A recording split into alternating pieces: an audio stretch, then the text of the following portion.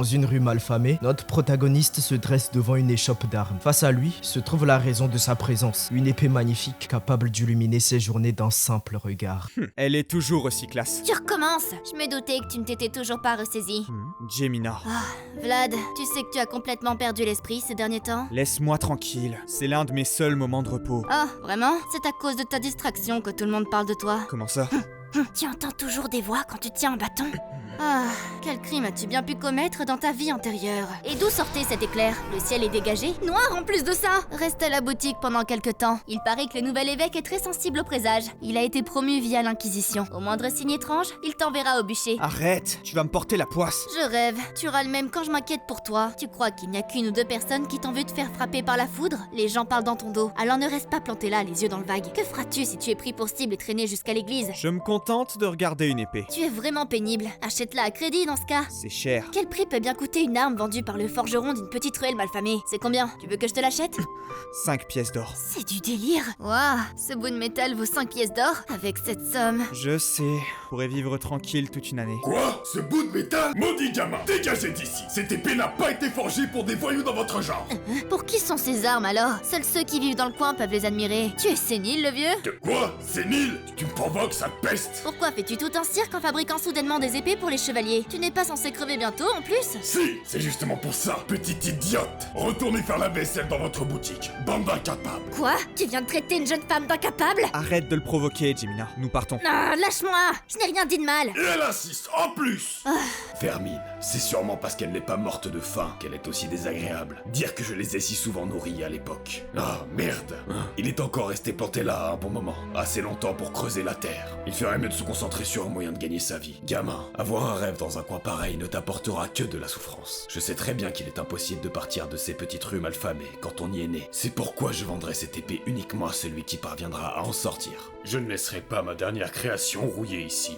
C'est vrai que ça y ressemble, en effet. Même dans cet égout, elle produit sa propre lumière. Cet égout, c'est pourtant le phare du Nord, Shohara, le cœur des activités et la fierté de la grande famille baéside. Mais sous cette splendeur se cache une ombre que la lumière essaie d'étouffer. Un bidonville où s'entassent dans la misère toutes les choses les plus salées, les plus repoussantes. Et en parlant de choses sales et repoussantes, nous voici dans une taverne locale. C'est le repère des alcooliques et des filles de joie. Un lieu où le bruit et l'alcool ne s'arrêtent jamais. Sale garce! Tu devrais travailler bien sagement. Comment oses-tu essayer de m'arnaquer? Je n'ai rien fait! Je suis mercenaire depuis 20 ans. Tu vends des médicaments qui ne fonctionnent même pas. On ne peut jamais être tranquille. Ah tiens, le vendeur de bougies. Tu tombes bien. Va prévenir la patronne. Si vous voulez la voir, vous aurez besoin de pièces d'or. Non seulement le service est naze, mais en plus, vous demandez de l'or. Si elle n'est pas là, appelle donc ta mère. C'est de l'arnaque tes bougies qui donnent l'or, pas vrai? J'ai à peine enlevé ma chemise qu'elle avait fini de brûler. Ah, à quoi vous attendiez-vous avec une bougie de 5 minutes? Si vous n'avez pas d'argent, allez donc vous amuser avec les fesses de votre femme. Quoi? Que c'est agaçant ces cris. Voulez-vous qu'on vérifie? Vous voyez cette horloge? Regardons si cette bougie dure bien 5 minutes. Si ce n'est pas le cas, vous pourrez faire ce que vous voudrez de cette femme. Pourquoi devrais-je écouter un escroc? Faisons le test. En revanche, si j'ai raison, je vous réglerai votre compte. C'est quoi ce regard? Le garçon frotte alors une allumette contre le bois et s'en sert pour allumer la bougie. Voyons qui de nous deux est l'escroc. Le temps commence donc à s'écouler, faisant monter la tension. Et environ 5 minutes plus tard, elle finit par entièrement fondre. Merde! Quelle heure il était déjà? Monsieur, les 5 minutes sont écoulées, connard. C'est maudit, le garçon arme son coup de pied et frappe l'homme dans le dos. Sous l'impact, celui-ci bascule dans la pièce suivante. Le protagoniste referme alors la porte et tourne le verrou. T'es un homme mort. Attends! C'est toi qui as menti le premier. Comment un type mercenaire depuis 20 ans pourrait avoir un bit pareil? Et tu voulais que j'appelle ma mère? Quel dommage que je n'en ai pas. Ferme-la, connard! Le jour levé sur la taverne, Je crois que quelqu'un a mélangé nos bougies. Elles ne durent pas 5 minutes. Tu as compris? Georges, quelqu'un a semé la pagaille dans notre business. Qui a osé toucher aux bougies sacrées à la rose? Il va falloir trouver le coupable. Évidemment, occupe-t'en! Pourquoi moi? En fait, je l'ai déjà trouvé.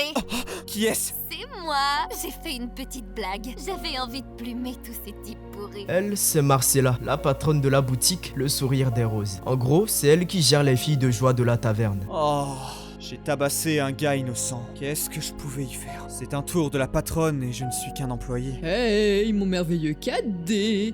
Il paraît que tu as accompli quelque chose hier. Merci d'avoir fait le boulot à ma place. Quand il fallu que ça arrive pendant mon absence, tu as récupéré quelques pourboires en vendant tes bougies, non? On a justement besoin d'argent avec les gars aujourd'hui, mais... on n'a quasiment plus un rond. Qu'est-ce que tu manigances, Burley? Voyons, ne me regarde pas comme ça. Je ne te demande pas de me les donner. Passons plutôt à un marché. C'est-à-dire? Si tu nous donnes ta petite monnaie, je te filerai quelque chose en échange. C'est un détrousseur en beauté stupide et sans aucun talent. Alors, tu le reconnais? Je te le laisse contre 40 pièces d'argent. C'est une affaire. Qu'en est-il de ses doigts et de ses chevilles? Je ne t'aurais pas appelé si j'en avais lacéré les articulations. Je l'ai juste un peu arrangé. Il est frais comme un gardon. Enfoiré. Une bourse pleine de pièces est alors jetée au sol. Je te reconnais bien là, mon merveilleux cadet. La prochaine fois, ne m'appelle pas et tue-le directement. Qu'est-ce qui te prend? On est membre d'une organisation, pas meurtrier. Ça ne vous empêche pas d'extorquer de l'argent à votre famille. Vous avez vu, je vous avais dit que Vlad accepterait le marché. Il ne contrôle pas les jeunes vagabonds pour rien. Ned, Je suis désolée, Vlad. Je voulais faire ça discrètement et... tu n'as rien de cassé. Non. Alors dégage, crétin, avant que je te réduise en chair à pâté. D'accord. Merci, Vlad. Ce n'est pas comme ça que je vais réunir ces 5 pièces d'or. Un peu plus tard, sur le quai de la ville, une discussion s'engage dans l'un des bâtiments. Celle-ci va particulièrement nous intéresser. Ce gamin, il a vraiment eu de la chance. Au moins, il n'a pas fini comme ça. Lui, c'est Haven, l'un des membres de l'équipage du capitaine Hoover, plus connu sous le nom du chasseur de baleines. C'est en ayant les articulations des doigts et des chevilles lacérées que la dernière fois je suis devenu l'exemple même pour l'évêque. Ah, au fait, j'ai entendu dire qu'il y a eu un souci avec les bougies du sourire des roses. Le bruit est arrivé jusqu'ici. Ça fait un moment que la rumeur court, mais tout le monde doute de sa véracité. C'est Marcella qui les fabrique, et elle n'est pas du genre à faire ça. C'est vrai, mais George semblait déjà au courant. En général, il ne provoque pas de troubles pour rien. S'ils l'ont fait, c'est qu'il y avait une bonne raison. Laquelle? Il y a 9 chances sur 10 pour que ce soit une question d'argent. Ils en ont sûrement besoin rapidement. Fais attention, Vlad. Il n'y a qu'une seule situation qui pousse l'organisation à rassembler de l'argent en urgence. Une guerre contre une autre. 5 chefs règnent sur le bidonville de Shohara. George, le chevalier des prostituées, l'ours noir, le charcutier, 10, le tenancier du casino, le capitaine Hoover, le chasseur de baleines, et enfin Jack le manchot, Gripsou, l'obscurité de la vie. Elle approche sans bruit, dissimulée dans l'ombre. Exactement comme maintenant. Hé gamin, où est ton chef? Les accidents et la destruction arrivent toujours sans prévenir. Que fait Gripsou ici? Une guerre est-elle vraiment en train de se préparer? Hé, t'es sourd? Où est ton chef? Aucune idée. Je ne suis qu'un simple vendeur de bougies. Quoi? Petit morveux. Si tu ne le sais pas, va le chercher! Cette action, provoquée par la colère, a pour effet de renverser toutes les bougies du garçon au sol dans un fracas silencieux qui ne laisse indifférent ni la travailleuse de la nuit, ni l'ivrogne, ni Gémina. Mon Dieu, elles sont toutes cassées. Les affaires ne vont pas être bonnes aujourd'hui. Cet abruti ne comprend vraiment rien. Hé, ton pied. Quoi? Bouge ton pied. Dégage! Sale enfoiré! Alors que le coup de pied s'approche dangereusement de sa tête, Vlad, muni de son bâton de bois, fortifie son assaillant d'un violent coup à la cheville avant de ponctuer sa riposte d'un puissant coup au menton qui le met KO. Une bagarre est une guerre à petite échelle, un champ de bataille tout indiqué, une situation planifiée et une décision audacieuse. C'est tout ce qu'il faut pour s'assurer de la victoire. C'est la loi immuable des ruelles malfamées. Le vainqueur supplante le perdant. Bordel! Comment oses-tu? Ça se fait! Ce gamin me plaît bien. Désolé pour le bruit, je n'ai que de seules mains. Je ne discrimine pas les handicapés. Quel cinglé celui-là! On se reverra plus tard. Toi et moi. J'ai récupéré un jeune vagabond. Si vous ne vous souvenez pas de son nom, c'est qu'il doit déjà être mort. Gripsou, que fais-tu là? Si tu m'avais prévenu plus tôt, j'aurais préparé un barbecue. Eh bien, ce n'est pas comme si nous étions intimes. Nous avons des clients, que dirais-tu de monter? Laisse tomber la viande. Tu n'aurais pas du bon vin? Marcella sait recevoir. Bien, dans ce cas, goûtons ça.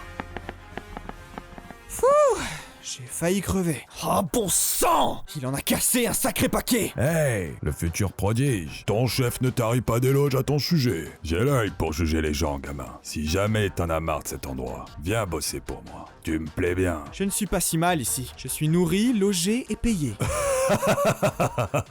On peut largement en faire autant, gamin. Tiens, pour le prix des bougies.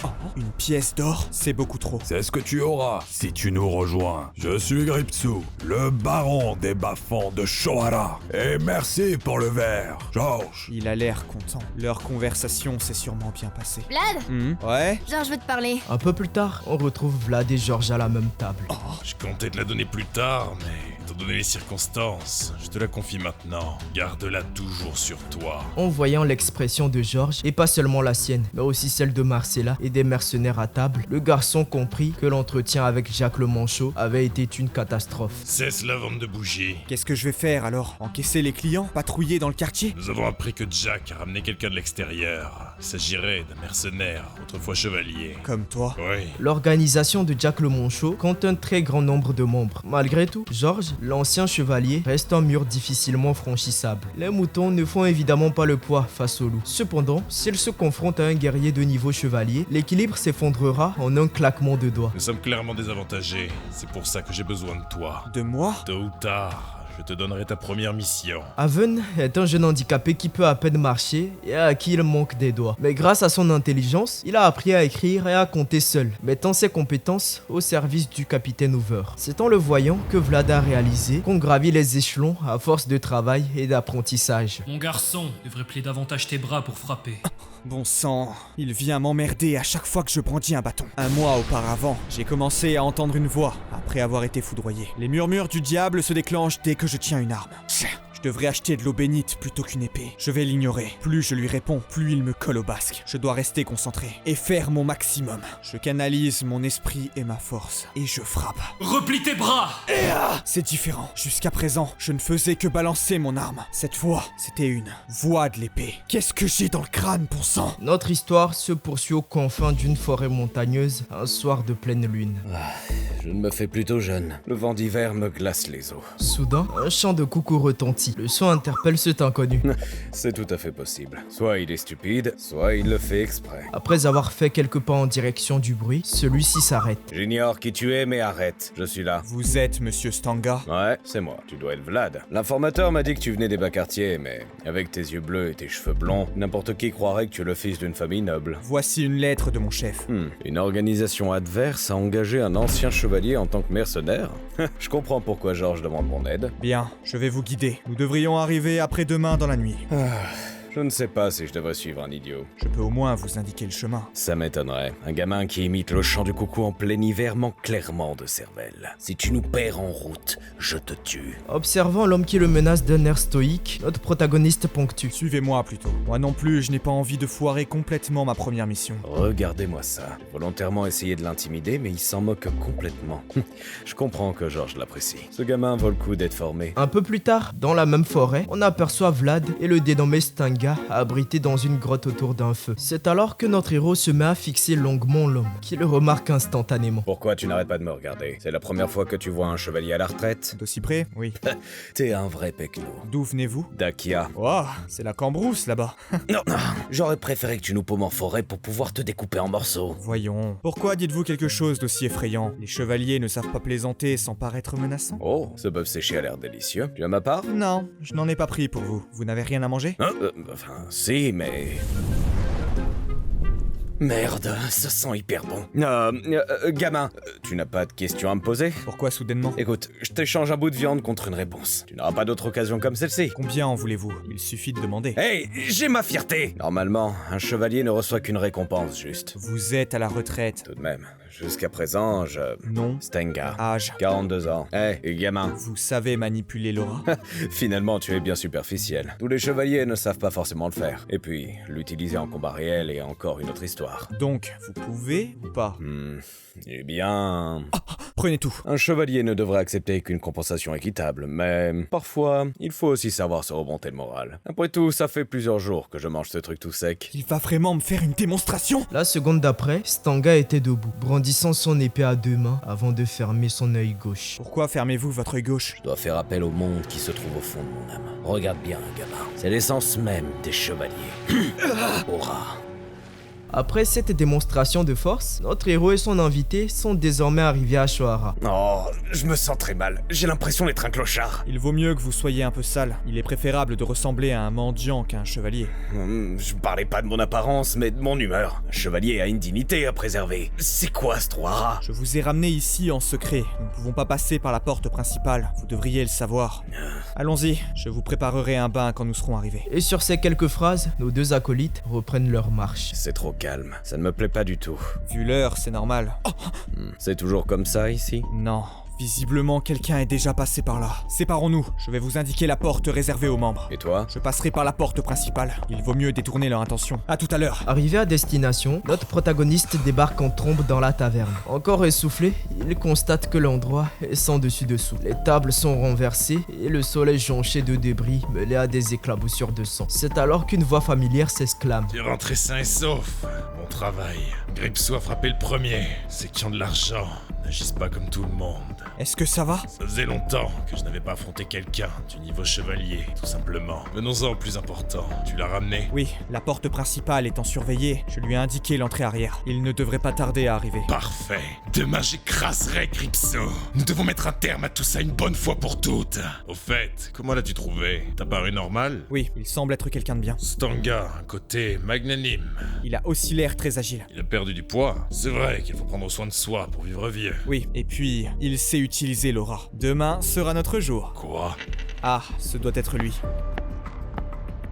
Vlad, c'était vraiment l'aura? Hein? Oui, je l'ai vu de mes propres yeux. Viens derrière moi. Stanga ne sait pas utiliser l'aura. Oh, que voulez-vous dire? Vous avez parcouru un long chemin depuis la dernière fois. Ça faisait longtemps, Georges. Pause. Si cet homme n'est pas le vrai Stanga, alors qui est-il? Pour le comprendre, revenons un peu plus tôt dans la soirée. Au moment où il essuyait son épée maculée de sang, alors même que Vlad imitait le chant du coucou. Vous vous posiez l'ultime question. D'où provient ce sang s'il n'est pas lui-même blessé? Et si je vous disais que ce sang était celui du véritable Stanga? De retour dans le présent, Georges et cet imposteur se font désormais face. Vous avez bien changé. Pourquoi es-tu revenu? Le comte Gaïdar est décédé. Sa mort n'a pas encore été annoncée en raison de la situation délicate. Mais bientôt, tout le monde sera au courant. À la santé du pauvre comte Gaïdar. Enfoiré! Noir de colère, Georges se rue à toute vitesse vers son ennemi. Et... la seconde d'après, un violent coup est porté. Mais l'homme semble sain et sauf de cet assaut. À la stupéfaction de Georges, Marcella et Vlad. À la santé de Monsieur Sigmund, le nouveau comte. Godin! Les deux épées entrent en collision et l'on n'entend plus que le grésillement des lames. Ramène Georges, le chevalier déserteur, sur le champ. Voilà son tout premier ordre. Cet homme n'est pas mon maître! Bien sûr. Le comte sait parfaitement que vous ne rentrerez pas bien sagement. Et ce n'est pas non plus ce qu'il souhaite. Le combat bat son plein. L'un est quelque peu perturbé alors que l'autre garde son calme. Puis les deux prennent du recul avant de contre-attaquer simultanément, ce qui provoque une onde de choc dans la salle. Marcella, c'est trop dangereux! Par ici! Alors notre héros et Marcella sortent à toute vitesse de la salle. Une fois dans le hall principal, Vlad se fait interpeller. Hey, Vlad! Qu'est-ce qui se passe là-haut? Burlig, fais sortir tout le monde! Georges! Le corps à moitié inconscient de l'homme est expulsé de la salle, avant d'entamer une chute libre du premier étage, à la stupéfaction des personnes présentes et par les bons soins du fameux Godin. Vous faites toujours le choix le plus stupide, Georges. La chute se conclut par un impact brutal au sol, laissant un Georges salement amoché. Alors que son assaillant l'observe tenter de se relever depuis l'étage, une dague est lancée dans la direction de l'homme. D'un simple mouvement d'épée, il bloque le projectile sans broncher. Vlad est l'auteur de cette attaque. Les deux hommes échangent un regard chargé de tension avant que Godin ne décide de l'ignorer pour aller finir ce qu'il a commencé. Georges, attention! Alors que ce dernier rassemble le peu d'énergie qu'il lui reste pour se relever, Godin l'attaque à nouveau avec un violent coup d'épée. Il réussit à l'esquiver de justesse, mais retombe lourdement sur ses genoux quelques mètres plus loin face à son assaillant. Ce jour-là, vous auriez dû suivre les ordres. Je suis un homme. Je n'obéis pas à des ordres pareils. Non, vous êtes un chevalier. Déterminé à ne pas reculer, l'homme est soutenu par ses mercenaires sous le regard impassible de Godin. Cette nuit a été bien trop longue pour moi. J'aimerais enfin me reposer. Alors que Vlad se précipite en bas pour prêter main forte à son mentor, il est choqué par ce qu'il voit. Godin se tient là, l'épée brandie, les deux yeux fermés, faisant appel à son aura pour libérer sa puissance. Non! Arrête! Des fils de mana surgissent et enveloppent instantanément Georges et tous les mercenaires présents. Godin esquisse un simple mouvement de la main et une explosion dévastatrice s'empare de toute la taverne. Quelques secondes plus tard, la taverne est méconnaissable. Dans les décombres, on aperçoit Vlad, sain et sauf. Qu'est-ce que... Malheureusement, on ne peut pas en dire autant de ses camarades mercenaires qui y ont laissé leur vie. Putain! Une silhouette apparaît soudainement devant lui. Vlad croit d'abord apercevoir le visage de Georges. Mais le soulagement laisse place à l'horreur. Ce n'est pas son mentor qui se tient là, mais Gaudin, tenant froidement la tête décapitée de Georges à bout de bras. Le sang coule lourdement sur le parquet. Vlad est dévasté. Georges était la première personne à lui avoir tendu la main dans les ruelles malfamées. Il était l'homme le plus fort que l'adolescent ait jamais connu. Cette lueur bleue qui approchait silencieusement venait de détruire tout le monde de Vlad. Alors le garçon saisit une épée qui se trouvait devant lui, avant de sombrer dans une rage folle. Ne fais pas ça! Ignorant les paroles de la voix, il tente de trancher Gaudin, et celui-ci esquive l'attaque sans effort. La voix de l'épée? Comment un gamin sorti des égouts a-t-il pu l'obtenir? C'est parfait. Crève! Un violent coup lui est porté en plein dans la cage thoracique, avant qu'il ne soit projeté plusieurs mètres plus loin. Une fois l'action terminée, l'homme se met à fixer intensément notre héros. C'est inné chez lui. Je n'arrive pas à croire qu'il se soit instinctivement retourné. Respire, mon garçon. Tu ne dois pas perdre connaissance. Ce serait du gâchis de le tuer maintenant. Même si il pourrait devenir une fine lame plus tard. Gamin, un chevalier n'accepte qu'une récompense légitime. Je ne m'appelle pas Stenka et je n'ai pas 42 ans. Je ne méritais pas ce que tu m'as donné. Alors je te les rends. En revanche, j'emporte ceci. C'est ma juste récompense et mon droit de vainqueur. Je te tuerai! N'espère même pas recevoir une autre compensation contre ta vie. Quoi qu'il arrive, je te tuerai! Gaudin! Je peux te l'assurer! Un peu plus tard dans la nuit, au milieu des rues enneigées et désertes, on aperçoit Jemina qui aide un Vlad épuisé et boitillant à marcher. Soudain, la douleur à sa cage thoracique reprend violemment, ce qui interrompt leur marche. Et alors qu'il essaie de reprendre ses esprits, un souvenir revient le hanter. Lève-toi, lève-toi, tu comptes mourir ici. Observant le garçon dévasté, la femme fronce les sourcils avant de le gifler violemment. Ressaisis-toi, gamin. Tu sais quelle est la différence entre nous et ceux qui vivent au-delà de cette rue. L'opportunité. Eux peuvent se relever même s'ils échouent une fois. Ils en ont les moyens. Regarde, voilà le résultat d'un seul échec. À la moindre erreur, on est mort. On est né comme ça. Alors, ne laisse pas échapper ta seule et unique opportunité. De retour dans le présent, le garçon est plus motivé que jamais. Ça va? On peut marcher plus lentement si tu veux. Non, allons-y. Ça ne peut pas se terminer comme ça. Les voilà! Le gamin de Georges est ici! Merde! Cours! Le nid de ces petits a été brisé. Même s'ils ne sont encore que des oisillons, il est temps pour eux de voler de leurs propres ailes. Fouillez tout, retrouvez-les. Je vous offrirai une grosse récompense. Je leur ferai payer mon humiliation centuple. Dispersez-vous! Ils n'ont pas pu aller bien loin. Des bruits de pas pressés se font entendre devant la porte. Juste derrière, Vlad et Jemina attendent. Lui, dague en main, prêt à frapper, elle, se retenant de faire du bruit. On ne s'en sortira pas comme ça. Jemina, reste là jusqu'à ce qu'ils soient partis. Quoi? Et toi? Je trouverai un moyen. Ils sont après nous. C'est trop dangereux de se déplacer ensemble. Non, je viens avec toi! J'ai promis à Marcella de t'aider à trouver un endroit convenable avant de partir. Rends-toi au couvent avant le lever du jour, ou rejoins Haven. Je ne veux pas! Bon sang, tu n'écoutes rien! Idiote! Tu crois vraiment que je pourrais te protéger dans mon état? Mais... Qui est là? Sursautant, Jemina saisit un couteau qui se trouvait là avant de le pointer en direction de la voix. Vous, qu'est-ce que vous faites ici? N'approchez pas! Foutu gamin, qu'est-ce qu'il vous prend encore? Vous entrez comme ça chez les gens. C'est quoi ce cirque? Je t'ai dit de ne pas approcher! Je vais vraiment te poignarder! Observant l'enfant qui le menace d'un air stoïque, le vieil homme ponctue. Je vois, j'ai compris. Alors pose ce couteau. Donne-nous l'épée! Quoi? Celle qui était accrochée au mur! Ce n'est pas sûr en dehors de la ville! Je ne plaisante pas! Donne-la-nous! Jemina, pose ton couteau! Magne-toi! Voilà le vrai visage de ceux qui vivent dans cette ruelle malfamée. Ils doivent voler pour survivre. J'ai traversé ça moi aussi. À présent, c'est au tour de cet enfant. Comme c'est triste. Agacé, Jemina serre son couteau. L'homme ferme alors les yeux, prêt à accepter sa sentence. Jemina! Mais d'un coup sec, Jemina tranche ses magnifiques cheveux, laissant l'homme totalement stupéfait. Tiens, ça ne suffira sûrement pas, mais je te rembourserai plus tard, je te le jure. Alors s'il te plaît, donne cette épée à Vlad. Les cheveux désormais au sol, l'homme les observe en silence. Tu comptes partir? Oui. Cet enfant va tenter d'accomplir ce que j'ai toujours rêvé de faire, sans jamais y parvenir, alors même que ses ailes ne sont pas encore totalement développées. Vous êtes vraiment pénibles, les gosses. Suivez-moi. Quelques instants plus tard, on aperçoit une charrette guidée par le vieux forgeron, traversant le bidonville sous la neige. Burk, ça sent mauvais. retrouver. Tais-toi et pousse, c'est le seul moyen. Hey, le vieux, qu'est-ce que tu viens faire là en pleine nuit? Ces voyous, ils bloquaient aussi ce chemin. Tu veux acheter des ordures? À cette heure-ci? Bon sang, vous avez foutu un vrai merdier et bloqué toutes les routes. À cause de vous, ma forge est remplie de déchets que je n'ai pas pu jeter. Eh ben, quel sale caractère. C'est qui? Il travaille pas tout seul normalement. Je n'ai plus de force. Je lui ai donné un bout de pain en échange d'un coup de main. Vous n'avez qu'à pousser vous-même si vous n'êtes pas content. Bon, puisque t'es le seul forgeron du coin, je te traiterai avec respect. Par contre, je dois vérifier l'identité de ce type. Ne bouge pas si tu ne veux pas d'égratignures. À l'aide de son épée, l'homme déchire le capuchon et semble prêt à commettre l'irréparable. Bon sang, ce n'est pas simple de trouver de quoi manger. C'est bon. Qu'est-ce que vous cherchez exactement? Le gamin blond de Georges, c'est le seul cadavre qui manque. Je peux y aller maintenant. Ah, encore une chose. On va aussi vérifier ton chargement. Eh, le Black, inspecte cette charrette. Ne le fais pas ici, tu vas mettre de la poussière partout. Entendu. Allez le voir. Merde, j'aurais dû passer ailleurs. Non, de toute façon, il n'y a pas d'autre route pour sortir. Vous avez pas mal de choses là-dedans. Quelque chose vient interpeller l'homme. Il aperçoit Jemina qui semble toute nerveuse. Ne sois pas triste, c'est mon travail. Le jeune homme plante ensuite le pieu dans les déchets à l'arrière de la charrette, puis réitère l'action à divers endroits. J'ai entendu dire qu'Aven a mis un bateau dans l'eau dans le fleuve. Ils sont tous partis là-bas. Ils ont dit qu'il avait forcément une raison de faire ça. C'est juste pour que vous le sachiez. Son inspection finie, celui-ci retire le pieu de la pile de déchets. Parfait, vous pouvez passer. Sur ces paroles, le cortège reprend sa marche. C'est ma façon de te rembourser les 40 pièces d'argent que te doit mon frère. Merci, Otard. Nous voilà enfin arrivés. C'est ici que les déchets sont évacués hors de la ville.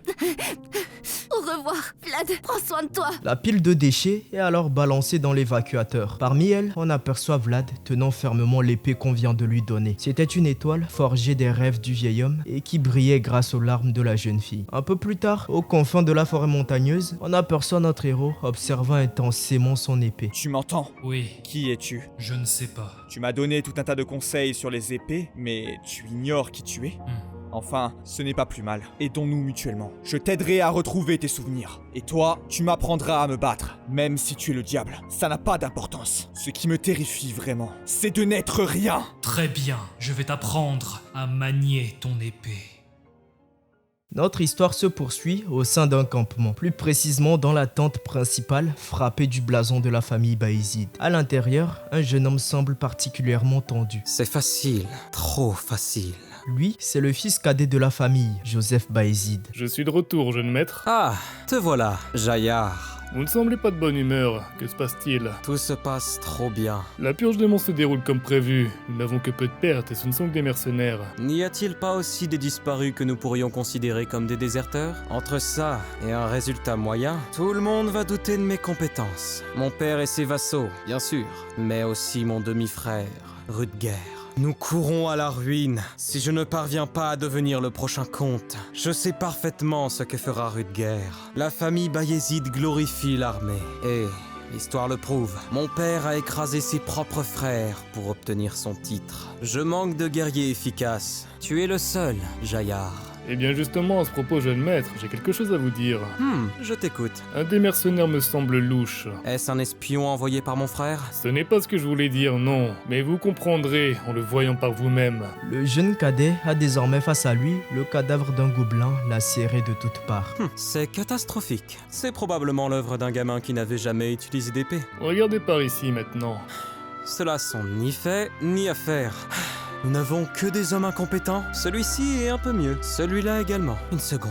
C'est la même trajectoire, mais les traces sont différentes. Jaillard, serait-ce une seule et même personne qui a fait tout ça? C'est tout à fait ça. Ce monstre devant vous est arrivé hier. Quant au premier que vous avez vu, c'était il y a un mois de cela. C'est impossible. Il ne lui a fallu qu'un mois. Qui est-ce? Plus loin du campement, la forêt enneigée devient le théâtre d'un affrontement sanglant. Les hommes et les gobelins se livrent une bataille féroce. Encerclons-les! Empêchons-les de s'échapper! Nous commençons enfin à voir le bout. Viens, exterminons les monstres restants! Sauf que ses collègues ne sont pas du même avis. Ils tressaillent de peur en fixant un danger imminent que l'homme n'a pas encore remarqué.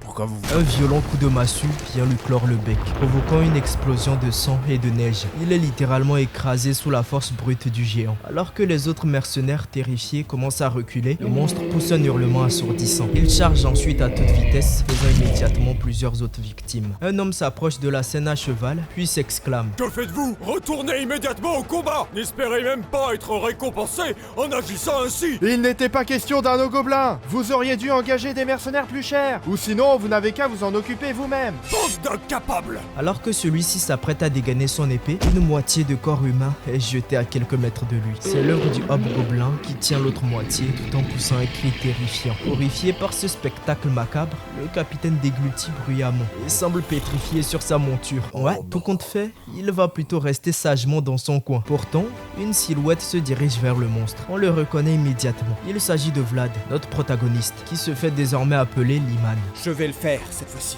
Le garçon s'élance à une vitesse fulgurante vers le monstre. D'un mouvement fluide, il lui assène une légère taillade dans le dos. Ce n'est pas assez profond. Écarte-toi!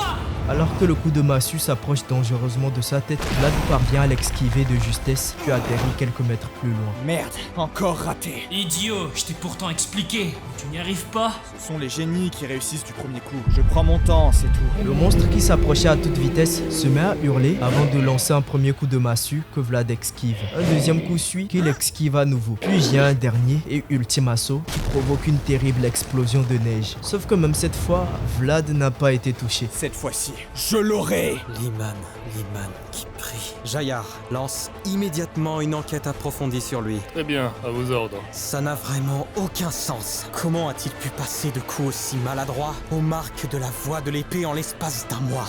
C'est un génie. Le combat maintenant terminé, les mercenaires restants se chargent de nettoyer le champ de bataille. Chef, c'était incroyable, pas vrai? Cesse donc de parler et récupère les monstres que j'ai tués. C'est déjà fait, personne n'avait osé y toucher. Au fait, qu'allez-vous faire maintenant que la purge est terminée? Si vous n'avez rien de prévu, que diriez-vous de travailler avec moi? Avec votre lame et mon cerveau? J'ai par principe de ne pas frayer avec les escrocs. La plaque de mercenaire. Vous ne pourrez pas l'utiliser éternellement, n'est-ce pas? Je connais un gars très doué pour la contrefaçon. Goth, si tu l'ouvres, ce sera la dernière fois. Si c'est une proposition, je te donne un avertissement, mais je te tuerai si c'est une menace.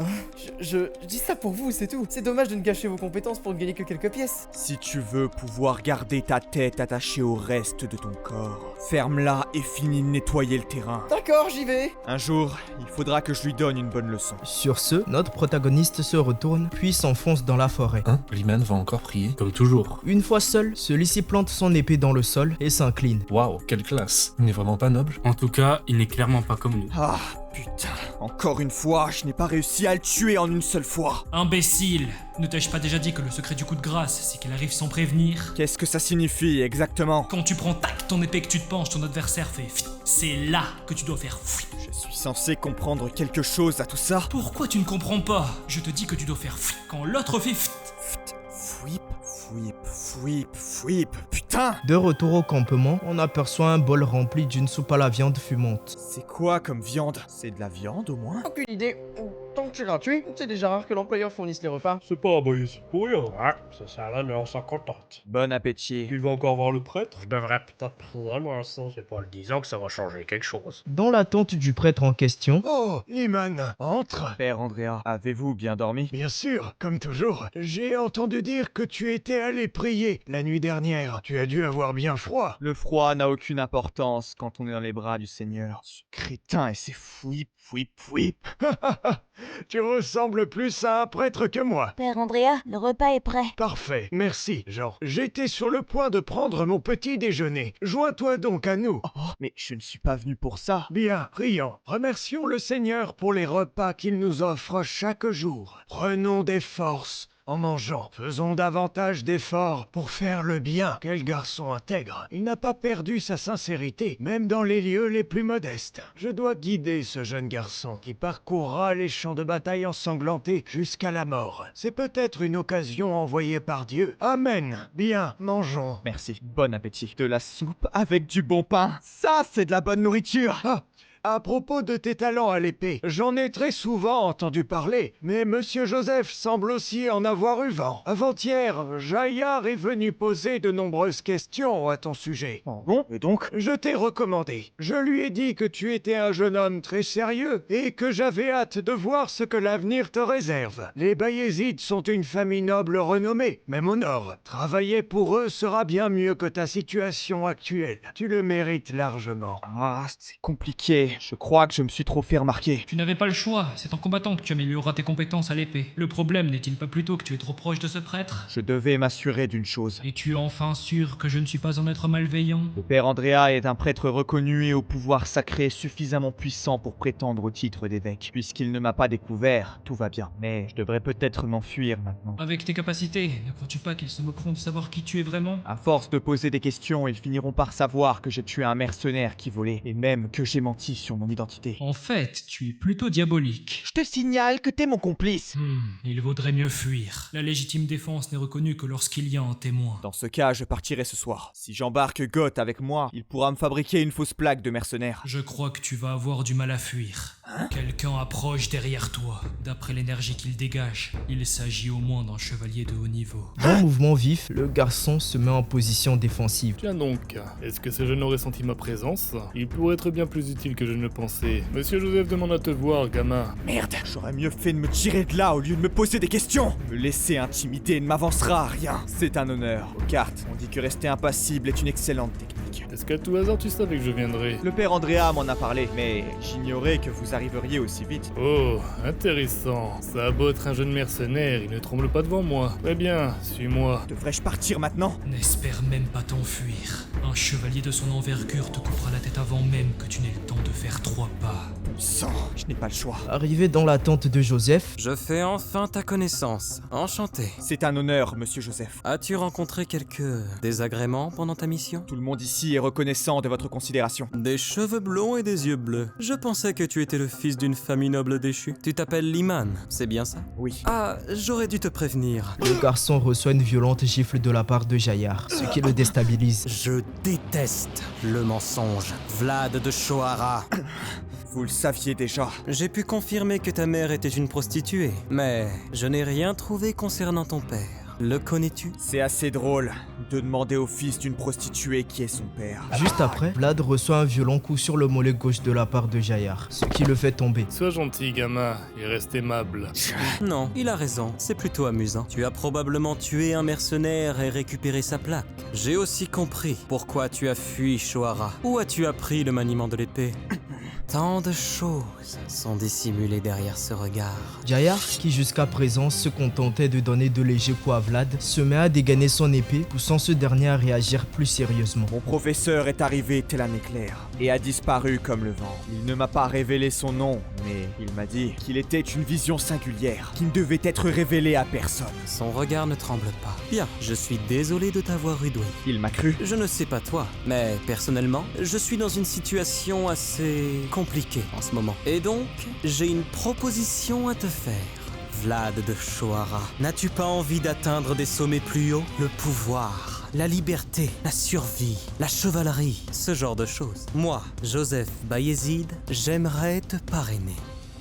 2 épées en bois entrent en collision, puis l'action se répète plusieurs fois. Il s'agit de Vlad en train de s'entraîner avec Jaillard. En face d'eux se trouvent les mercenaires qui les observent, tandis que Jaillard commence à acculer notre héros de coups. Petit arrogant, et dire que tu as osé tenir tête à Monsieur Joseph avec si peu de talent. Tu ne connais vraiment pas ta place. Nous n'avons pas le même niveau. Dès que je l'évite, il me suit et il est trop lourd pour que je le bloque. Dans ce cas... Alors qu'un énième assaut s'approche de lui, le garçon positionne son arme de sorte à parer l'attaque tout en la déviant. Sitôt la parade effectuée, il riposte instantanément d'un coup d'épée que Jaillard bloque, ce qui impressionne les spectateurs. Très bien, voilà. Ça, c'est le minimum que tu dois savoir faire. Je n'ai pas réussi. C'est lui qui m'a autorisé à essayer de le contrer. Matin et soir, tu t'entraîneras ainsi 2 fois par jour. Quoi? Bien, ce sera tout pour cette séance. Ne te refroidis pas trop d'ici ce soir. Il a aucun sens de l'honneur. Il m'a pas donné un seul conseil. C'était un excellent combat. Il a supprimé sans merci toutes les choses superflues qui te retenaient. C'est aussi en prenant des coups qu'on apprend. Personne n'est de mon côté. Bien, qu'en penses-tu? Il n'est pas trop mauvais, tout n'est pas à perdre chez lui. S'il était le fils d'une famille noble, même le comte garderait un œil sur lui. Je savais que je ne m'étais pas trompé. Le problème, c'est que ce petit con est trop arrogant. C'est compréhensible, étant donné le milieu où il a grandi. Il suffira de lui apprendre les bonnes manières.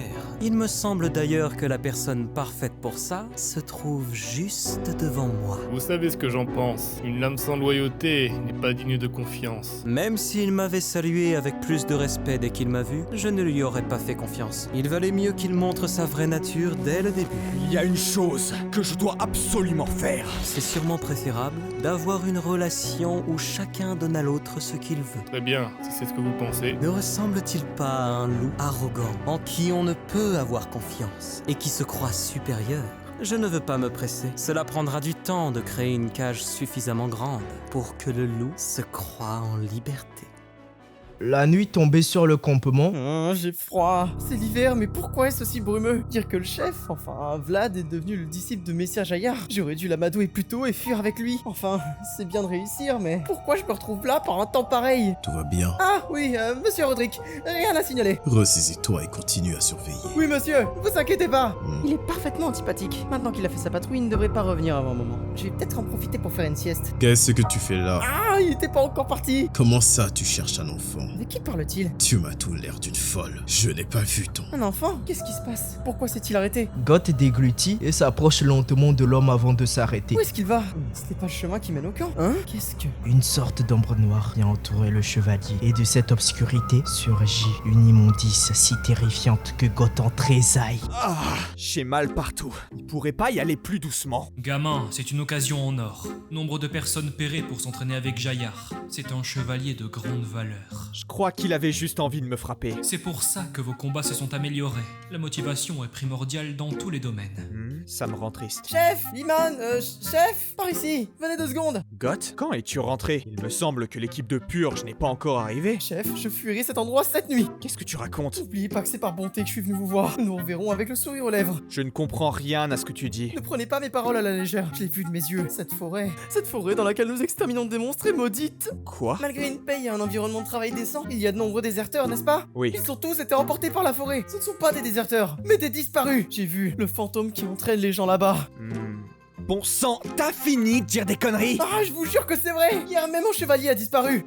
Messire Roderick? Lui-même. J'ai fait quelques recherches à mon retour. Il s'avère que tous les disparus jusqu'à maintenant avaient les cheveux noirs. Putain, j'aurais mieux fait de prendre mes affaires et de me tirer de là. Es-tu vraiment sûr que l'on peut lui faire confiance? Non, mais il n'est pas fou.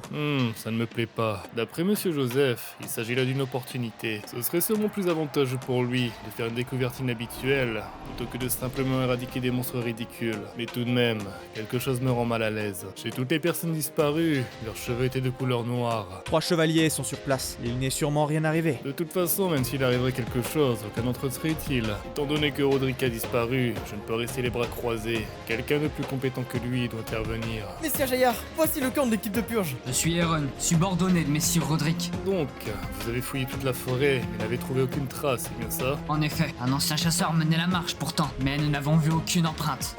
C'est bizarre.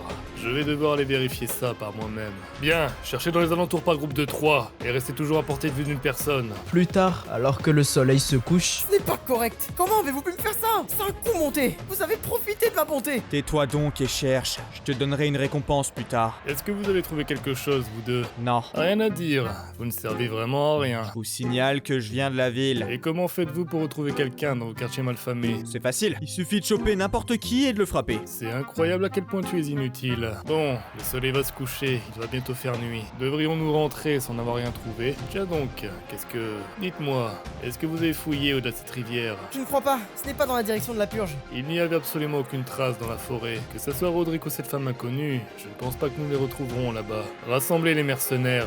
Nous allons traverser la rivière. Entendu. Sur ces mots, il lâche un sifflement strident pour appeler les mercenaires. Elle n'est pas totalement gelée. C'est parce que l'hiver touche à sa fin. Mais ça devrait suffire pour la traverser. Nous devrions pouvoir le faire en nous dispersant. Qu'est-ce qu'il y a? Vous avez trouvé quelque chose? Non. Nous allons étendre les recherches au-delà de cette rivière. Elle n'est pas totalement gelée, alors nous avancerons en 3 groupes. Les hommes acquiescent aux ordres, puis se mettent à traverser la rivière de glace.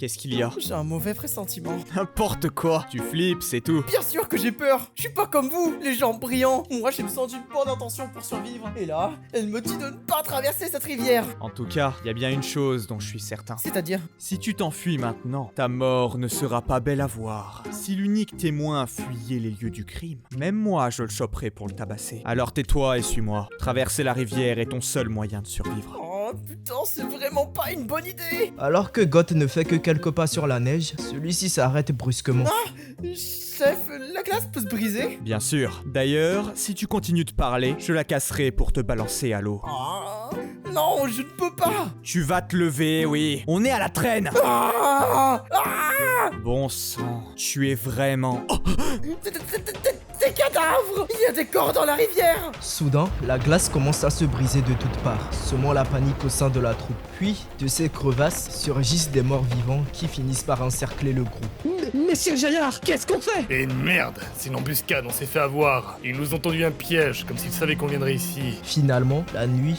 et l'obscurité n'étaient pas permises aux vivants. De retour au campement, et plus précisément dans la tente du père Andrea, Nous vous remercions, Seigneur, d'avoir veillé sur nous aujourd'hui encore. Éclairez-nous, afin que nous suivions la voie qui... soudain, quelque chose interpelle le vieil homme qui se met à trembler. Mon père? Sa coupe remplie d'eau bénite semble instable, tandis qu'une ombre noire apparaît autour d'elle. Seigneur! Un peu plus loin du campement, quelque chose semble approcher. De retour à la rivière gelée, un mort-vivant s'apprête à attaquer Goth. Ah, chef!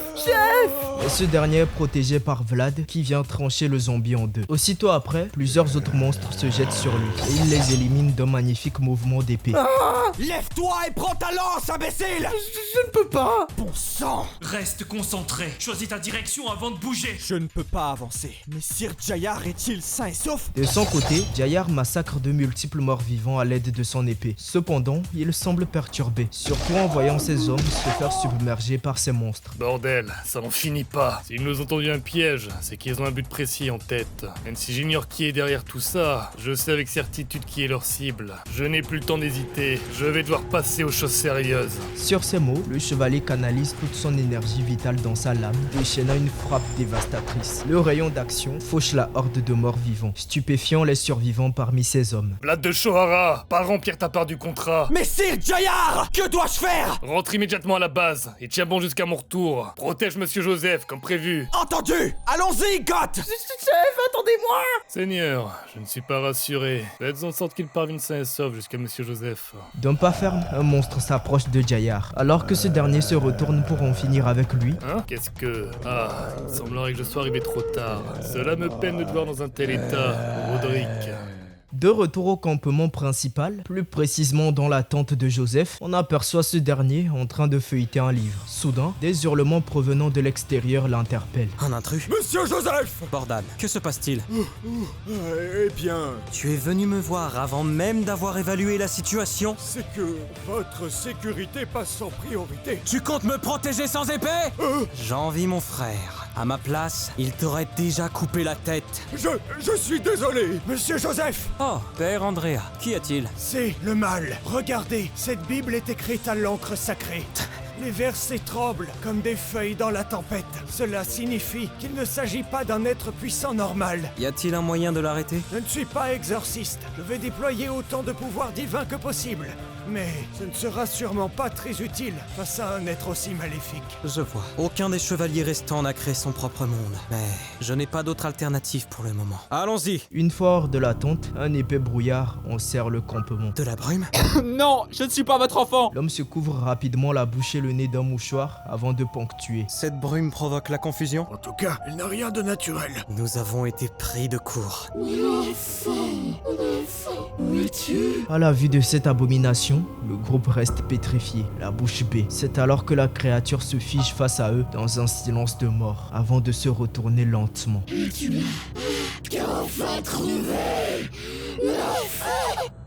La main de l'abomination se rue vers eux, mais vient se briser contre un rempart spirituel infranchissable. Ce bouclier est le fruit du labeur du père Andrea et de son assistant qui puisent ensemble dans leur force spirituelle pour le maintenir. Finalement, seul Jaillard serait capable de l'affronter. Cad et Maxime ne méritaient pas de recevoir la bénédiction exceptionnelle du père Andrea pour vaincre l'ennemi. C'est une terrible malédiction qui m'est destinée. Qui diable a fait ça? Tiens bon, Jean, le soleil viendra! Alors que la main du monstre parvient à briser la barrière, Jean, bien qu'à bout de souffle, se ressaisit.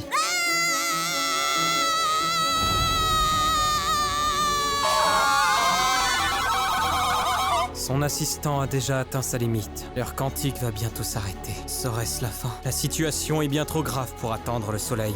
C'est... Derrière la créature, on aperçoit Vlad se rier à toute vitesse vers elle. Et ce dernier semble capable d'utiliser l'aura. Pour comprendre ce qui s'est passé, revenons quelques minutes plus tôt. Cette chose se déplace comme une malédiction. Aucune épée normale ne peut la transpercer. Alors comment faire? Pourrais-tu utiliser l'aura? C'est une blague?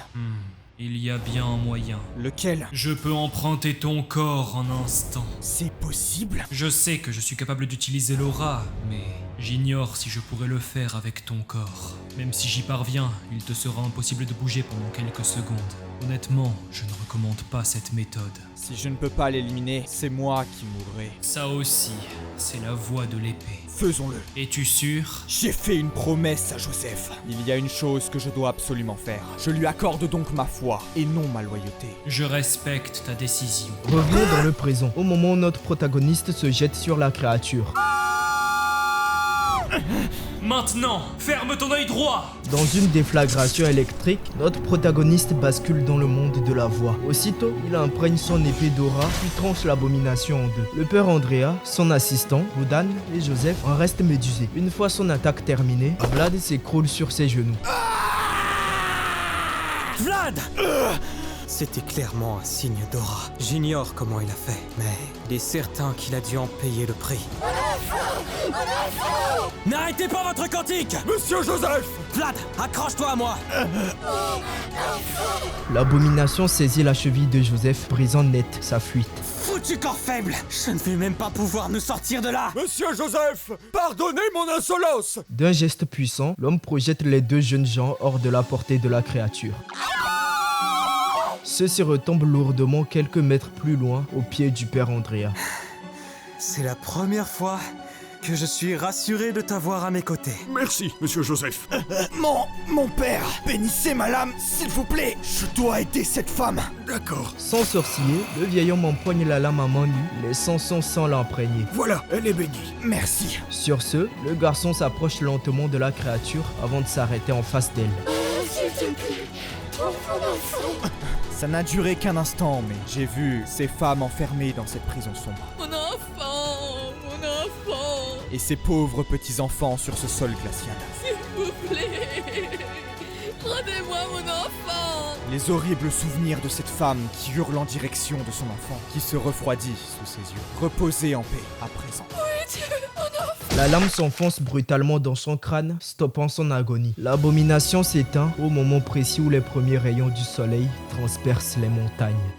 Quelque part en forêt, on aperçoit un mystérieux homme encapuchonné qui manipule la fameuse ombre noire au-dessus d'un coffret. Celui-ci semble satisfait de son coup, quand soudain, l'ombre s'estompe. Ces pensées maléfiques ont été coupées. A-t-elle été tuée? Par qui? On m'a dit qu'un seul chevalier était capable d'utiliser l'aura. Je m'en doutais. La marionnette était bien manipulée par un rat. C'est lui qui contrôlait la mort dans l'obscurité? Probablement, oui. Et voici l'objet de la malédiction. C'est sûrement ce que cherchait désespérément cette femme la nuit dernière. Ce coffre est le cercueil d'un enfant. Transmets-la au prêtre. Nous lancerons une enquête dès que nous serons de retour à Varna. Très bien, entendu. Cette purge a été un véritable désastre. Vous m'envoyez navré. Malgré tout, nous rentrerons plus légers. Et sinon, ce gamin, est-ce qu'il a été utile au moins? Je crois avoir trouvé celui qui servira de lame à ma place. Il brille bien plus que n'importe quelle épée. Je suis resté couché pendant 3 jours? Oui, il faudrait être prudent la prochaine fois. J'ignorais que le contre-coup serait aussi violent. Enfin, j'ai de la chance. Je pensais qu'ils auraient remballé le campement dans la foulée pour rentrer. J'ai l'impression d'avoir passé la journée dans une calèche. Ils attendaient que tu te rétablisses. Ce Joseph semble beaucoup s'inquiéter pour toi. Sur ces paroles, notre protagoniste sort de sa tente avant d'être étonné par ce qu'il voit. Le camp est désert. Ce n'est pas étonnant qu'ils aient tous fui après ce qui s'est passé. Ah chef, vous êtes réveillé! Si vous saviez combien j'étais inquiet! Eh bien, finalement, c'est celui qui voulait fuir qui est resté le plus longtemps. Évidemment, on m'a dit que la paye serait plus élevée si je restais jusqu'au retour. Vous savez que je vous ai porté jusqu'ici et que j'ai rejoint Messire Jaillard sur ces lieux dangereux? Vous devriez vraiment leur glisser un mot en ma faveur plus tard. D'accord, je verrai ce que je peux faire. Messire Jaillard m'a dit de le prévenir quand vous serez réveillé. Allez le voir, il est sous la tente avec Monsieur Joseph. D'accord, bon travail. N'oubliez pas, parlez-leur de moi! Oh, qu'il est bruyant.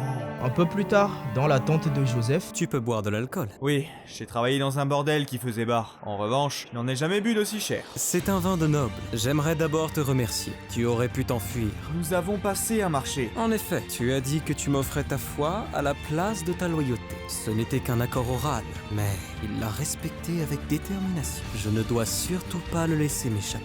Non, c'est un gamin talentueux que je dois absolument garder à mes côtés. C'est donc à mon tour de remplir ma part du contrat. Je te donnerai une compensation juste pour cette mission. Je t'invite officiellement chez les Bayézides.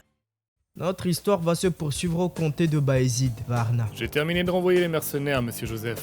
Bon travail. Je dois faire mon rapport sur la purge. Nous allons devoir rester ici pour la nuit. Soudain, Jaillard aperçoit Vlad qui semble quelque peu perdu. Pourquoi tu t'agites? Est-ce que c'est ta première fois à Varna? Je n'ai jamais quitté Shoara. Un vrai paysan. Tu es libre pour la journée. Profites-en pour visiter la ville. Merci. Eh gamin, te perds pas dans la ville. Reviens à la mairie d'ici la tombée de la nuit, compris? D'accord. Il est détestable. Visiblement, Jaillard t'apprécie autant que Joseph. Ils vont finir par me tuer avec leur affection. Bon, j'ai été très bien payé pour la purge. Je vais aller manger quelque chose de bien gras pour changer. Qu'est-ce qui serait bon dans le coin? C'est alors que celui-ci se fait interpeller. Oui, Jean, qu'y a-t-il? Si vous ne savez pas où aller, Père Andrea aimerait vous inviter. Ah oui? Et plus tard, on aperçoit Vlad et Jean en face d'une imposante cathédrale. Wow, c'est immense! Même l'église de Shoara n'est pas aussi grande. Stourma est la capitale du comté de Bayezid, mais c'est ici à Varna que se trouve le centre religieux. Patientez quelques instants à l'intérieur, je vais chercher le Père Andrea. Une fois à l'intérieur de la cathédrale, wow, notre protagoniste est saisi par la magnificence du lieu. C'est vrai que j'ai été surnommé l'imam qui prie, alors que je n'ai jamais fait de prière de ma vie. Pourquoi je me sens un peu coupable? Vlad, désolé de t'avoir fait attendre. Pas du tout, mon père. Je vous remercie de m'avoir invité. Je t'en prie. Tiens. Qu'est-ce que... C'est ta plaque d'identité. Monsieur Joseph s'en serait occupé, mais faite par l'église, elle sera d'autant plus valable, car la grâce du Seigneur est présente sur tout le continent. Oh, garant, Père Andrea? N'hésite pas à venir me voir si tu as la moindre difficulté. À partir de maintenant, je suis ton garant. Mon père. Ce jeune garçon des quartiers malfamés, dont la naissance n'avait même pas été enregistrée, s'est fait un nom dans ce monde immense, avec pour garant un homme honnête et digne de confiance. Il n'était désormais plus Vlad du bidonville, mais Vlad de Shoara.